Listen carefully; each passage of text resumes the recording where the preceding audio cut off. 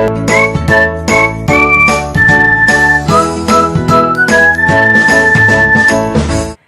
Assalamualaikum warahmatullahi wabarakatuh. Bertemu lagi dengan saya Yulaili Rahmadona, biasa dipanggil Bu Dona. Saya adalah guru bahasa Indonesia. Di pertemuan kali ini kita akan belajar tentang teks prosedur. Teks prosedur ada di kelas 11, materi kelas 11 untuk semester 1. Sering mendengar istilah teks prosedur?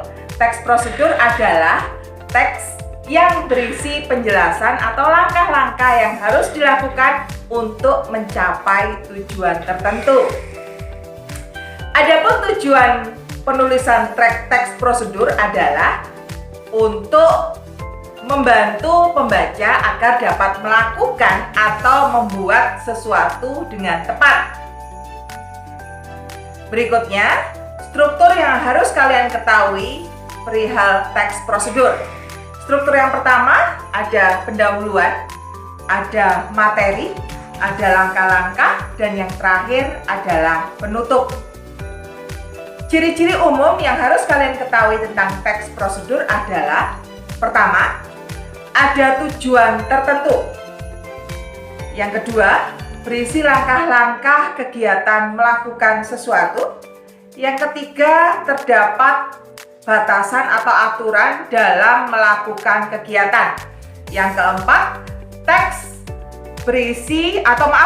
kegiatan dilakukan secara urut, sistematis atau berurut. Selanjutnya, ciri-ciri kebahasaan yang harus dimiliki oleh teks prosedur. Yang pertama, menggunakan kalimat perintah atau imperatif. Yang kedua, selain perintah, juga berisi kalimat saran atau larangan. Yang ketiga, biasanya menggunakan kalimat pasif. Yang keempat, menggunakan kata penghubung untuk menunjukkan urutan kegiatan. Contohnya ada kata pertama, setelah itu, kemudian, dan lain-lain. Yang kelima, menggunakan kata keterangan urutan waktu. Ada waktu, berat, panjang, dan lain-lain yang akurat. Selanjutnya, jenis-jenis teks prosedur yang harus kamu ketahui berdasarkan isinya. Yang pertama, teks prosedur sederhana. Yang kedua, prosedur kompleks, ini lebih rumit. Dan yang ketiga adalah teks prosedur protokol, tidak terlalu rumit. Dari materi ini, apa sudah paham dengan teks prosedur? Menyenangkan belajar bahasa Indonesia? Jika iya, akan saya lanjutkan tentang jenis-jenis teks prosedur. Yang pertama, berdasarkan tujuannya. Tujuannya yang pertama, cara melakukan sesuatu. Yang kedua, cara menggunakan sesuatu. Dan yang ketiga, cara membuat sesuatu. Ini berhubungan dengan produk untuk poin yang ketiga. Pada kesempatan kali ini, yang akan kita pelajari tentang contoh teks prosedur adalah cara memasak mie goreng atau mie instan. Di bagian pendahuluan akan ditunjukkan di teks, mie instan adalah makanan populer yang murah dan mudah disiapkan. Masyarakat Indonesia sudah lama mengenal mie instan dan bahkan digunakan sebagai makanan konsumsi mingguan atau bahkan harian. Ini masih di bagian pendahuluan. Cara membuatnya pun cukup mudah, kemudian dalam pembuatannya menjadi alasan utama mengapa banyak kalangan gemar untuk mengkonsumsi mie instan. Tahapan berikutnya adalah langkah-langkah yang dijelaskan.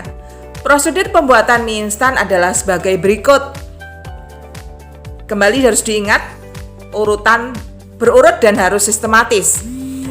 Yang pertama, rebus 3 gelas air putih bersih dengan menggunakan sebuah panci kecil dan masukkan mie setelah airnya mendidih. Ada kalimat perintah di sana. Rebus 3 gelas, itu adalah kalimat perintah. Buka semua kemasan bumbu mie instan ke dalam piring atau mangkok favorit kamu. Selanjutnya, ada kata penghubung.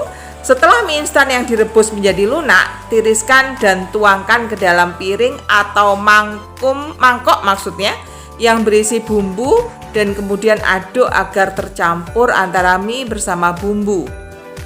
Tahapan ketiga, mie goreng instan siap untuk disantap di saat kamu lapar. Ini adalah contoh sederhana untuk pembuatan teks prosedur. Anak-anak, mudah kan belajar teks prosedur? Teks prosedur kalian hanya tinggal banyak berlatih membaca karena kalian akan menemukan banyak di sekitar kalian.